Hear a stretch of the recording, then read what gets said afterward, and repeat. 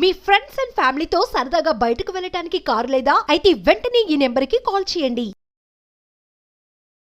నమస్తే, welcome to Suman TV. నేను విష్ణు. ప్రస్తుతం నాతో పాటు QPFP qualified personal finance professional Chari garu ఉన్నారు. వారితో మాట్లాడదాం. సార్ నమస్తే. సార్ చారి గారు. నమస్తే అండి. సార్ చారి గారు, ఇప్పుడు మ్యూచువల్ ఫండ్ ఇన్వెస్ట్మెంట్ విషయానికి వస్తే లాంగ్ టర్మ్ ప్రతి ఒక్కరు చెప్పే మాట ఇదే. అవును, సరే, లాంగ్ టర్మ్ అంటే ఒక 5 ఏళ్ళు 6 ఏళ్ళు అనుకుంటే అది కూడా కాదంటారు. కనీసం ఓ 15 ఏళ్ళు, ఓ 20 ఏళ్ళు, ఓ 30 ఏళ్ళు, ఓ 40 ఏళ్ళు. అంటే ఇంత పెద్ద లాంగ్ టెన్యూర్ గురించి మాట్లాడుకుంటున్నప్పుడు అందరూ ఏమంటారంటే కింద కామెంట్స్ కింద, అసలు అప్పటిదాకా ఎవరు బతుకుంటారు, నువ్వు బతుకుంటావా, ఆయన బతుకుంటారని అడుగుతుంటారు. సరే, బతుకుండకపోవడం అనేది మన చేతుల్లో లేదు. అదంతా భగవంతుడి యొక్క లీల.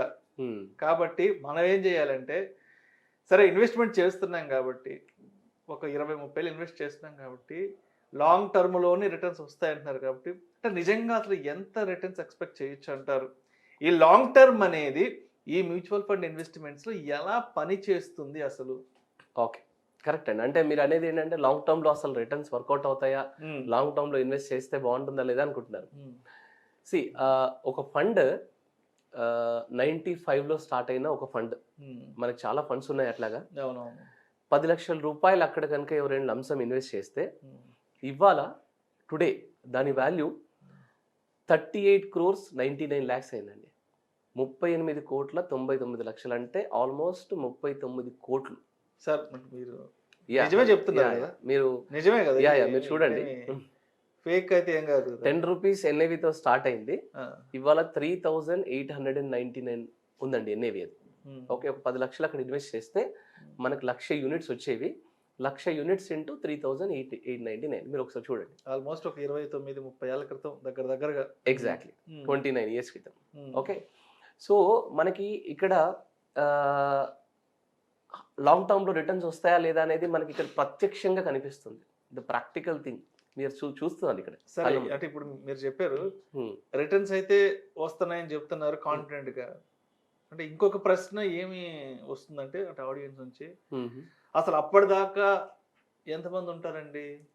95 అంటే 29 ఏళ్ళు కదా. అసలు 29 సంవత్సరాలు వెయిట్ చేసే ఓపిక ఎవరికన్నా ఉంటుందా? అసలు ఎవడన్నా బతుకుంటాడా? ఈ మధ్యలో చాలా మంది ఎగిరిపోయి ఉంటారు కదా అన్న ప్రశ్న కూడా ఈ వీడియో చూస్తున్న ప్రతి ఒక్కరికి రైజ్ అవుతుంది. ఓకే, అంటే ఇప్పుడు ఫర్ ఎగ్జాంపుల్ 95% ఆఫ్ ఇండియన్స్ భారతదేశంలో మోర్ దెన్ 90%, 90% కంటే ఎక్కువ మంది వాళ్ళు వాళ్ళ నానమ్మల, అమ్మమ్మల, తాతల గోల్డ్ దాచిపెట్టుకుంటా ఉన్నారు. ఓకే, అది వాళ్ళ పేరెంట్స్కి వచ్చింది, వాళ్ళ పేరెంట్స్ వాళ్ళ కిడ్స్కి ఇస్తా ఉన్నారు. అది ఒక అసెట్.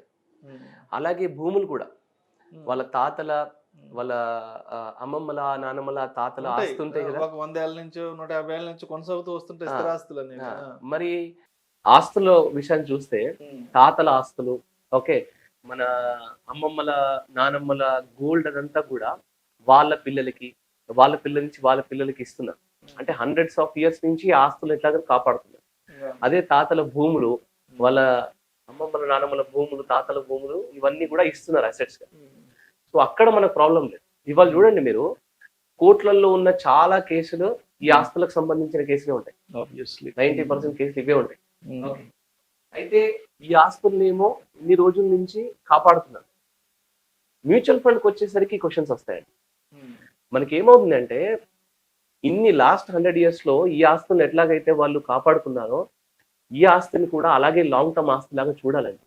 కానీ ఎందుకు మ్యూచువల్ ఫండ్స్ విషయంలో ఆ వెయిట్ చేయడం అనేది అది ఎవరి వల్ల కావట్లేదు? అంటే మ్యూచువల్ ఫండ్స్ అనగానే ఒక 15-20 ఏళ్ళు అనగానే ఆ మాట నచ్చట్లేదు పబ్లిక్ కి. బట్ యాక్చువల్ గా ఇప్పుడు ట్రెండ్ చేంజ్ అయ్యింది. ఇప్పటి వరకు ఒక లెక్క, ఇప్పటి నుండి ఒక లెక్క. ఎందుకంటే ఈ ఆస్తులు ఏవైతే ఉన్నాయో ఆ ఆస్తుల కంటే ఇది అన్ని పారామీటర్స్ లలో మ్యూచువల్ ఫండ్ అనేది అద్భుతంగా ఉంది. ఓకే, ఇప్పుడు డేటా చెప్తుంది మన వాళ్ళకి ఏంటంటే అది కంప్లీట్ గా ప్యూర్ ప్రూఫ్ కనిపించాలి.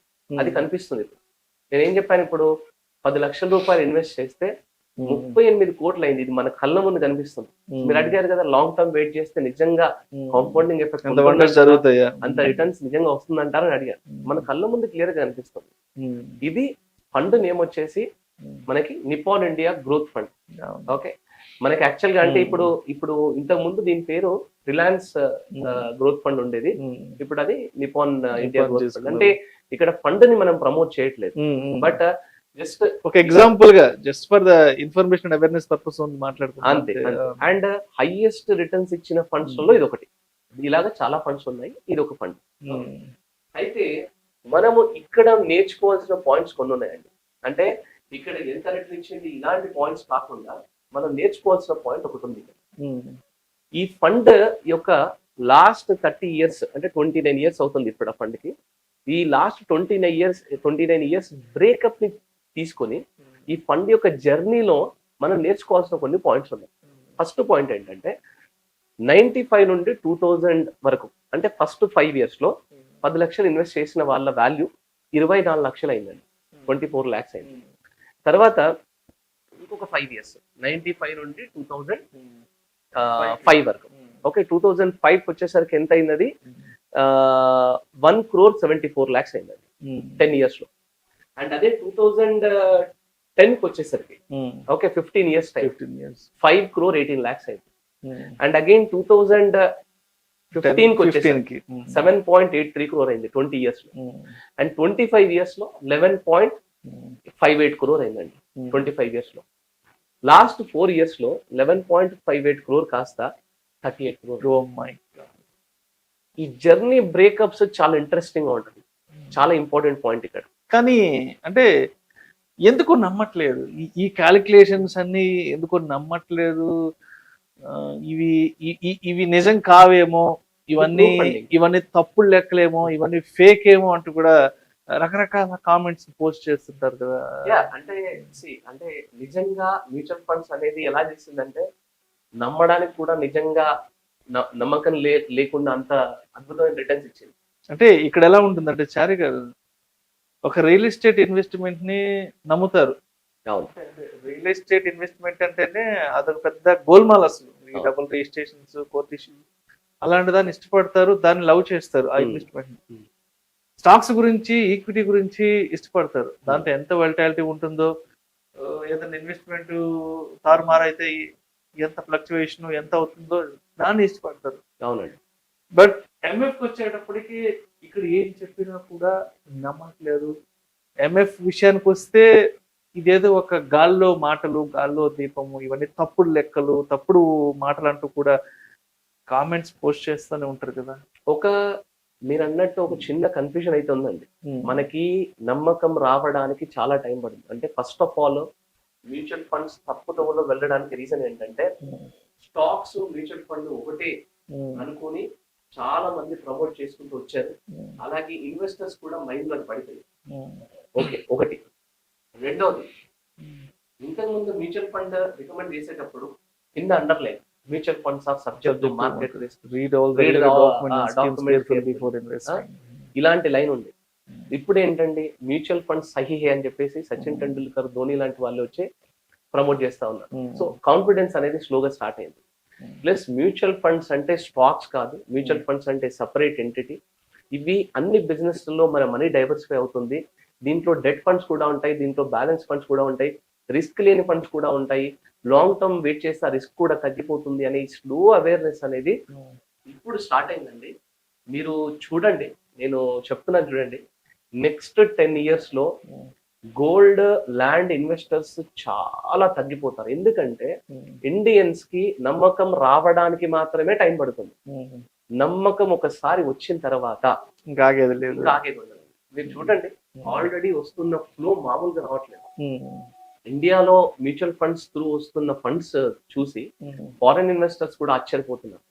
ఇంతకు ముందు ఫారెన్ ఇన్వెస్టర్స్ కనుక డబ్బులు తీసేస్తే ఇండియన్ మార్కెట్స్ ఒకటేసారి ఇట్లా కుప్పకోలేదు. కానీ ఇప్పుడు అలాంటి లేదండి. రీటైల్ ఇన్వెస్టర్స్ వల్ల మార్కెట్ ఏమి ఎఫెక్ట్ అవ్వట్లేదు, అది అలా కంటిన్యూ అవుతుంది. సో ప్రాబ్లం లేదండి. అంటే వాళ్ళకి నమ్మకం వచ్చే వరకే ఈ టైము. ఇలాంటి క్వశ్చన్స్ అన్ని, ఇలాంటి కామెంట్స్ అన్ని కేవలం నమ్మకం లేని వాళ్ళు, ఇంకా దాని గురించి అవేర్నెస్ లేని వాళ్ళు, ఎడ్యుకేషన్ లేని వాళ్ళు అంటారు తప్ప, అదర్వైజ్ ఇది డెఫినెట్ గా మంచి ప్రోడక్టే. అండ్ మీరు నెక్స్ట్ రానున్న 10-15 years లో మీరు క్లియర్ గా గమనిస్తారు. అంటే మైగ్రేషన్ కంప్లీట్ గా గోల్డ్, రియల్ ఎస్టేట్ నుంచి మైగ్రేషన్ అవుతుంది.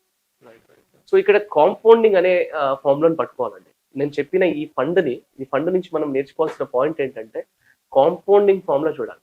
ఏమవుతుంది అంటే కాంపౌండింగ్ ఫార్ములా ఏంటి? R divided by 100 to the power of T, అంటే returns divide by 100 to the power of 10 years. మనం ఏం చేస్తున్నామంటే రిటర్న్స్ వెనకాల పరిగెడుతున్నాం ప్రతిసారి. అది 10% ఇచ్చిందా, 20% ఇచ్చిందా, 30% రిటర్న్ ఇచ్చిందా అని రిటర్న్స్ వెనకాల పరిగెట్టడం స్టార్ట్ చేస్తాం. కానీ పరిగెట్టాల్సింది 10 years వెనకాల. లాంగ్ టర్మ్ అని ఎందుకు అంటున్నామంటే కాంపౌండింగ్ ఫార్ములా అనేది 10 years తోటే మనకి కాంపౌండింగ్ ఫార్ములా పెరుగుతుంది. ఎంత ఇప్పుడు చూసారు కదా, 25 సంవత్సరాలు ఇన్వెస్ట్ చేసింది ఒక సైడ్ అయిపోయింది, కేవలం లాస్ట్ 5 years 4 years లో వచ్చిన రిటర్న్ ఒక సైడ్ అయిపోయింది. సో లాస్ట్ 4 years 5 years లో వచ్చిన రిటర్న్ ఏదైతే ఉందో ఆ 24-25 years వచ్చిన రిటర్న్ ని మొత్తం కలుపుకొని ఇచ్చిన కాంపౌండింగ్ రిటర్న్ అన్నమాట. సో మ్యూచువల్ ఫండ్ అనేది బాగా లాంగ్ టర్మ్ ఉంటే ఉన్న అన్ని అసెట్ క్లాస్ కంటే కూడా అద్భుతమైన రిటర్న్ ఇచ్చే కెపాసిటీ ఉందండి. రెండవది ఇంకోటి మీరు అన్నారు చూడండి, ఆ వాటి మీద నమ్మకం ఎక్కువ ఉంది. ఎందుకంటే అవి టాంజిబుల్ ప్రోడక్ట్స్, కనిపిస్తుంటాయి కళ్ళకి. ఇది కనిపించదు. ఇది బిజినెస్ లో ఇన్వెస్ట్మెంట్ అవుతా ఉంటుంది. సో ఎకానమీ సైకిల్ తిరిగినప్పుడు కొంచెం మార్కెట్ ఫ్లక్చుయేషన్స్ ఉన్నప్పుడు కొంచెం ఆ టెంపరీ భయం అనేది ఉంటుంది. కానీ అదర్వైజ్ డెఫినెట్ గా లాంగ్ టర్మ్ లో మ్యూచువల్ ఫండ్స్ అద్భుతమైన రిటర్న్స్ ఇస్తాయి. ఎవరైతే నేను లాంగ్ టర్మ్ వెల్త్ క్రియేట్ చేయాలనుకుంటున్నాను, నా పిల్లలకి అసలైన ఆస్తులు ఇవ్వాలనుకుంటున్నాను అనుకోండి, నెక్స్ట్ 20-25 years నెక్స్ట్ 30 years మాత్రం ఇలాంటి మ్యూచువల్ ఫండ్స్ ఇలాగ అద్భుతమైన రిటర్న్స్ వచ్చే ప్రోడక్ట్ లో కంఫర్టబుల్ గా ఇన్వెస్ట్ చేసుకోవచ్చు. Thank you sir, thank you so much sir. Thanks అండి, నమస్తే.